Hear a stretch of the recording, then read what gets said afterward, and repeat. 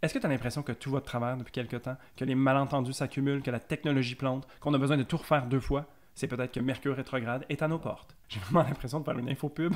Et oui, une nouvelle rétrograde de Mercure est à nos portes et, comme toutes les rétrogrades, elle a le potentiel de venir nous frustrer quelque peu, mais j'ai l'impression que celle-ci a le potentiel de venir placer l'ambiance en fait pour la fin de l'année et nous amener à réfléchir et à voir comment est-ce qu'on a envie de passer ces derniers moments de 2024.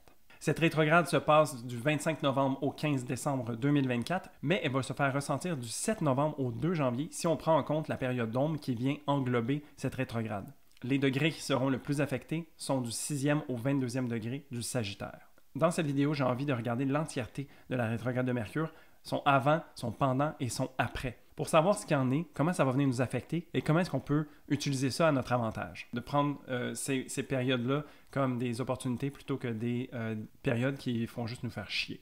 J'ai envie qu'on regarde pourquoi est-ce que les rétrogrades de Mercure, c'est frustrant. J'ai envie de parler des problèmes potentiels qui peuvent survenir dans cette rétrograde particulièrement et comment est-ce qu'on peut le naviguer au mieux. Bienvenue par ici, moi c'est Gabriel, je suis astrologue et j'adore regarder les transits du moment pour les mettre en conscience et savoir comment est-ce qu'on peut les utiliser au mieux. Si tu as envie de rester à jour avec le ciel tout en gardant les pieds sur terre, je t'invite à t'abonner à la chaîne, à liker cette vidéo-là et à m'écrire en commentaire comment est-ce que tu anticipes cette rétrograde de Mercure. Bon, juste pour mettre ça d'entrée de jeu, qu'est-ce que c'est une rétrograde? En fait, c'est que du point de vue de la Terre, la planète, quand on l'observe dans le ciel, elle semble aller à reculons par rapport à son mouvement habituel. C'est quelque chose de naturel et de normal.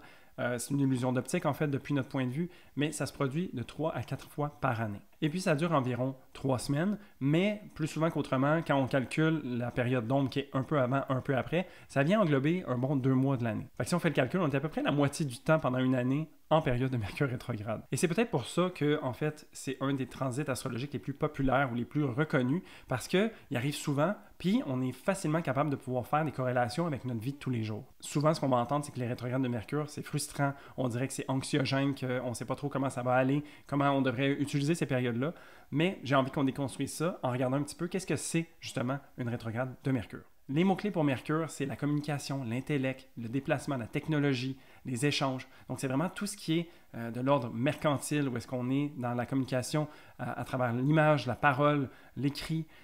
C'est tout ce qui a trait à la technologie. Donc, tu sais, le fameux Mercure rétrograde, où est-ce qu'on vous dit de faire vos backups d'ordinateur et tout ça. Bon, ben, c'est parce que c'est de là que ça vient.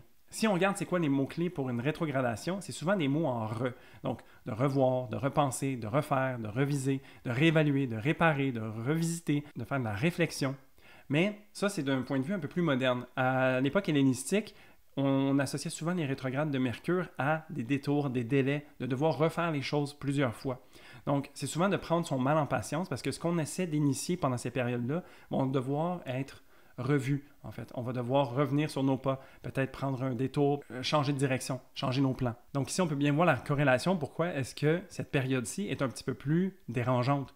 Ou est-ce que, au niveau de la communication, donc tous nos échanges avec les autres sont impactés. Toute notre relation à la technologie est impactée aussi.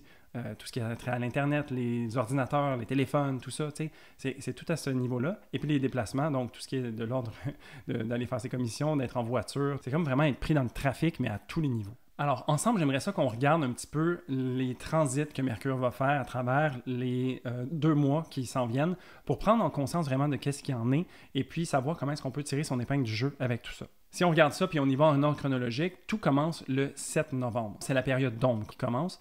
C'est une période où est-ce que, dans le fond, on porte attention à ce que la rétrograde de Mercure va nous amener comme sujet. C'est souvent dans la période juste avant la rétrograde qu'on se rend compte qu'il y a plusieurs choses qui ne fonctionnent pas. Tu sais, comme notre téléphone arrête de fonctionner ou genre on devait avoir un rendez-vous avec quelqu'un mais ça s'est repoussé à plus tard. Mais on dirait que c'est comme pas tout à fait encore ancré. À cette période-là, souvent on se demande mais qu'est-ce qui se passe? C'est là qu'on s'imagine, est-ce qu'il y a une rétrograde de Mercure qui s'en vient?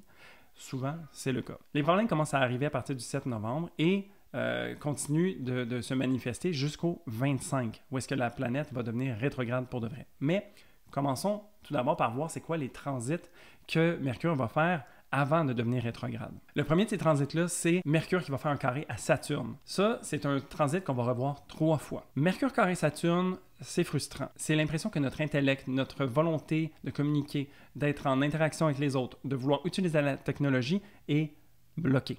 Saturne, c'est une planète qui nous dit non, qui crée des limites, des barrières, qui vient ralentir les choses, qui vient alourdir aussi. Donc, j'ai vraiment l'impression ici que la manière qu'on va le ressentir le plus, c'est que tout semble plus lourd, tout semble plus long. On va peut-être avoir l'impression d'avoir la tête dans le cul un petit peu, que rien va vraiment comme on voudrait. Et imaginons qu'on a un plan qui semble faire totalement de sens, puis là, ben, pour une raison quelconque, il y a des bâtons dans les roues, il y a des obstacles supplémentaires, il y a quelque chose qu'on n'avait pas pensé qui vient se présenter à nous et qu'on doit porter notre attention dessus, alors ça nous détourne de notre sujet principal.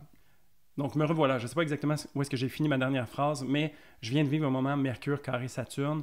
En fait, mon téléphone commençait à manquer de batterie et mon ordinateur avait plus de place pour enregistrer des fichiers. Donc, je suis en train d'enregistrer cette vidéo-là sur Mercure rétrograde pendant la période d'ombre. Et puis, ben, ce transit-là vient se manifester chez moi par des blocages au niveau de l'énergie et au niveau du stockage. Fait qu'on voit bien ici que mes outils technologiques font défaillance parce que Saturne vient nous montrer en fait qu'il y a certaines limitations. Prise 3. Mon ordinateur que je viens de vider pour être capable de pouvoir continuer à faire ma vidéo vient de me dire hey, « En fait, tu n'as pas vidé ta corbeille, donc il n'y a encore pas de place. Fait qu'on arrête la vidéo. » Voyez comment ce genre de frustration-là, de devoir ralentir, de briser son flow d'une certaine façon, vient se manifester. C'est exactement ça. Ce que j'avais comme commentaire par rapport à ça, d'un point de vue plus positif, c'est qu'on doit s'offrir d'avoir un genre de détachement face aux résultats. Peut-être qu'on s'attend d'aller du point A au point B sans problème, mais pendant une rétrograde de Mercure, c'est souvent pas le cas, comme je viens de démontrer. Alors, on a besoin de garder l'esprit ouvert, de devoir rester flexible. Ça vient, je sais pas, placer ça en perspective. Ensuite, quelques jours plus tard, le 18 novembre, on a Mercure qui fait une opposition à Jupiter. Ici, c'est les idées de grandeur. Jupiter est une planète qui crée de l'expansion, de la grandeur, qui vient empuissancer, qui vient donner une bénédiction. Ici, on donne la bénédiction à notre intellect, à notre façon de voir les choses, à nos idées.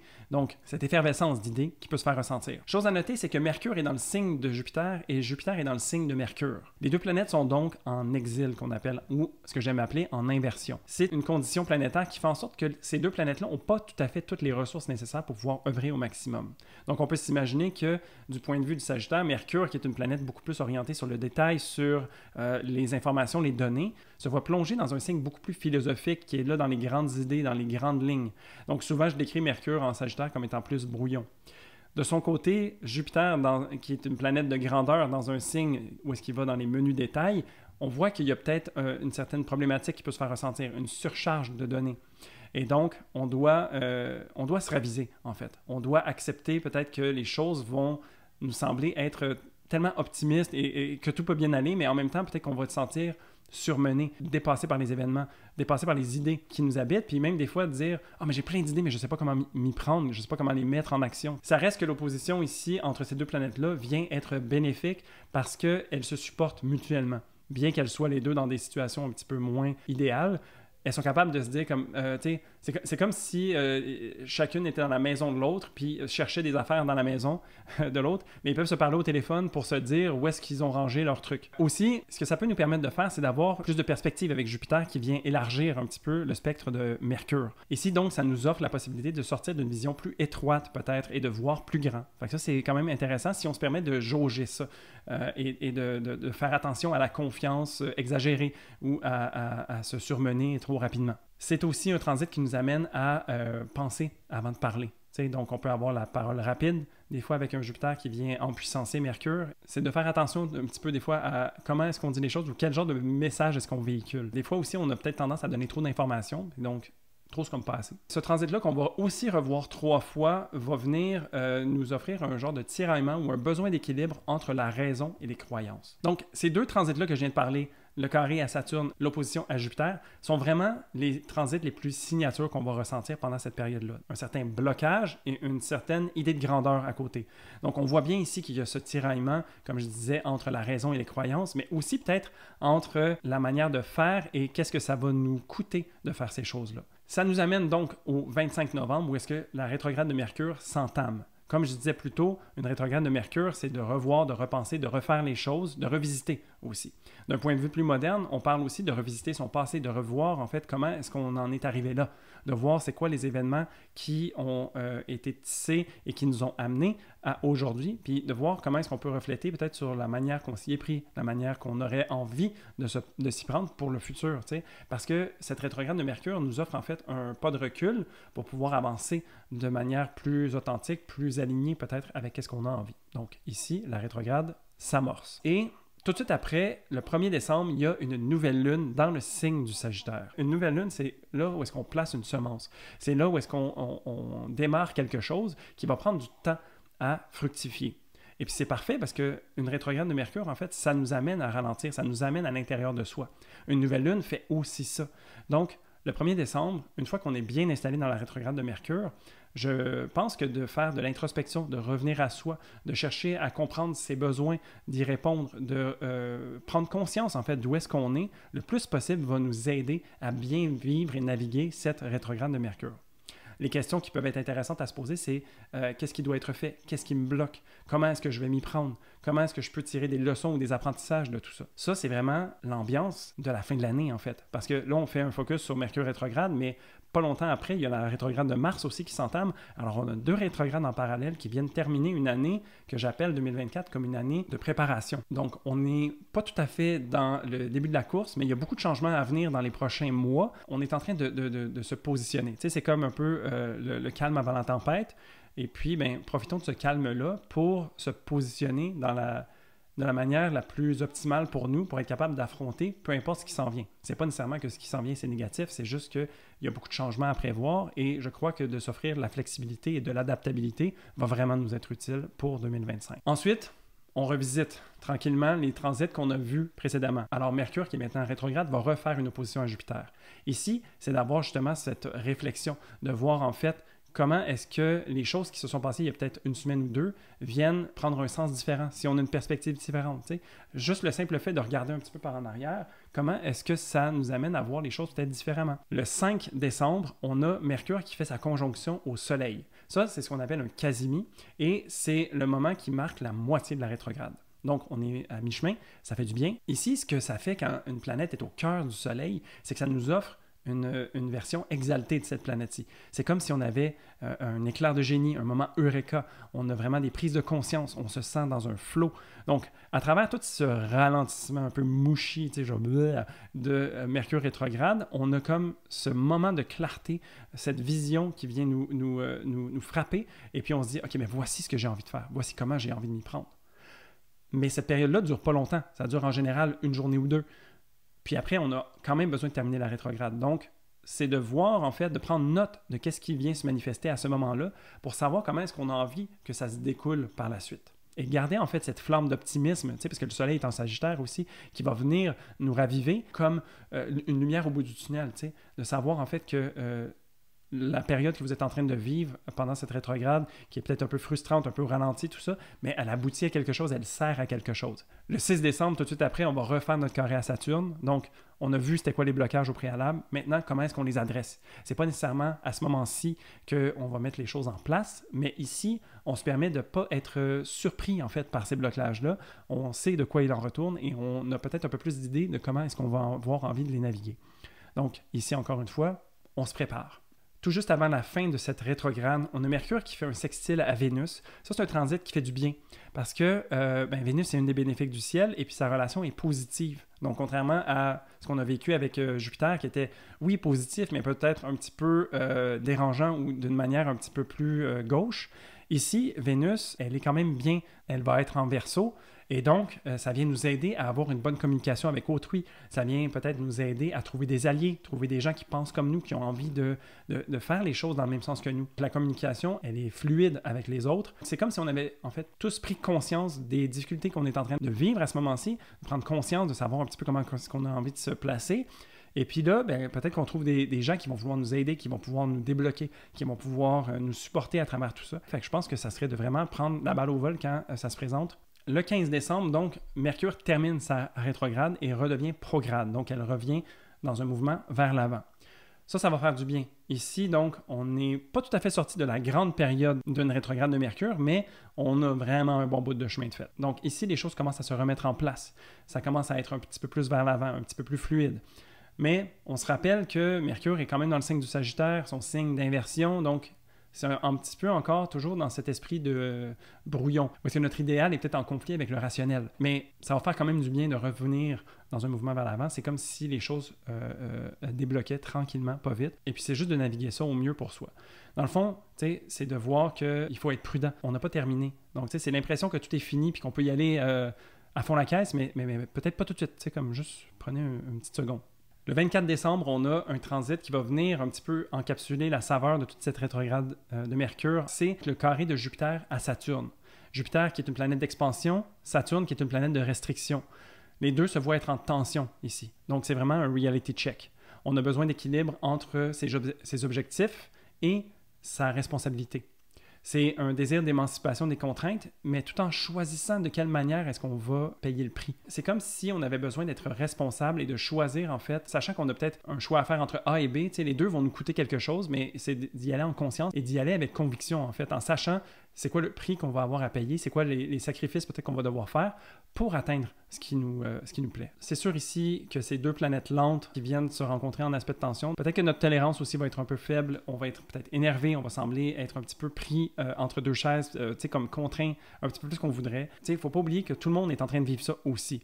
Et puis, il ne faut pas oublier non plus que on n'est pas le centre de l'univers de tout le monde. Tout le monde est son centre de l'univers, puis de faire en sorte que tout ça vient s'imbriquer, des fois, ça peut être compliqué. Donc, de garder ça en tête, ça pourrait peut-être être bénéfique pour alléger un petit peu la tension qui pourrait se faire ressentir. Aussi, une belle opportunité ici, c'est de restructurer ses croyances. Donc, à travers tout ce qu'on aura vécu pendant la rétrograde de Mercure, comment est-ce qu'on peut venir placer ça pour que ça fasse un peu plus de sens pour nous puis qu'on soit plus aligné, bien, à travers l'expérience qu'on fait de cette rétrograde de Mercure. Donc, suite à cette rencontre de géants, on a Mercure qui va refaire son opposition pour une troisième fois à Jupiter et refaire son carré à Saturne une troisième fois également. Ici, c'est là que ça débloque vraiment. On est sur la fin du mois de décembre, la fin de l'année 2024. On sait de quoi il en retourne, on sait c'est quoi nos objectifs, on sait c'est quoi les obstacles à franchir, le prix à payer, les défis qui se présentent devant nous et aussi le fruit du labeur qu'on peut récolter. Donc, tu sais, Mercure ici vient donc prendre ça un petit peu d'aplomb et entame en fait cette relation-là avec beaucoup plus d'assurance, beaucoup plus de perspective. Et je crois que c'est là qu'on peut vraiment tirer notre épingle du jeu puis récolter en fait tout le travail qu'on aura fait sur soi à l'intérieur. On peut commencer à le projeter un petit peu à l'extérieur et le matérialiser, le vivre. Et donc, tout ça nous amène au 2 janvier, où est-ce que la rétrograde officiellement complète de Mercure en Sagittaire se terminera, parce que Mercure va revenir au 22e degré du Sagittaire et continuer son périple à travers le zodiaque, mais maintenant dans des terrains qu'il n'aura pas revisités pendant 2 mois. Alors voilà ce que la rétrograde de Mercure en Sagittaire nous réserve. Les signes qui seront le plus affectés, je dirais que c'est les Sagittaires définitivement, mais tous les signes mutables en fait, donc les Gémeaux, les Vierges et les Poissons vont aussi ressentir beaucoup cette rétrograde de Mercure-là parce qu'il va y avoir, ce sont des aspects de tension qu'on appelle, donc soit en opposition ou soit de carré. Alors, portez attention à ces signes-là, surtout si vous avez des placements, donc principalement votre ascendant, mais aussi n'importe quel placement entre 6 degrés et 22 degrés du Sagittaire. C'est là que vraiment ça va se passer, les tensions. Aussi, si votre année profectée est maîtrisée par Mercure, les rétrogrades de Mercure sont souvent beaucoup plus prédominantes à ces moments-là et donc vous allez être plus impacté par elles, peu importe votre ascendant ou s'il y a des planètes qui se trouvent entre 6 et 22 degrés des signes mutables. S'il y a une chose à se rappeler, c'est que Mercure rétrograde, c'est pas grave, c'est pas une malédiction, c'est vraiment une phase, c'est quelque chose qui passe. Oui, ça revient souvent, on peut en avoir des expériences concrètes, on peut voir vraiment comment ça se manifeste à travers notre technologie, les déplacements, la communication avec les autres, mais c'est souvent des moments où est-ce qu'on peut justement se permettre de refléter un petit peu sur ce qui est et de changer notre fusil d'épaule ou de se repositionner pour continuer d'avancer de manière plus alignée. Et donc voilà, je vous souhaite une super belle rétrograde de Mercure. Écris-moi en commentaire pour savoir comment est-ce que tu l'anticipes maintenant que tu es un petit peu plus en conscience. Qu'est-ce qu'on va vivre comme transit, comme ressenti, comme événement. Je suis vraiment curieux de savoir comment est-ce que tu anticipes ça. Et je te souhaite que ça se passe au mieux. Merci et à bientôt.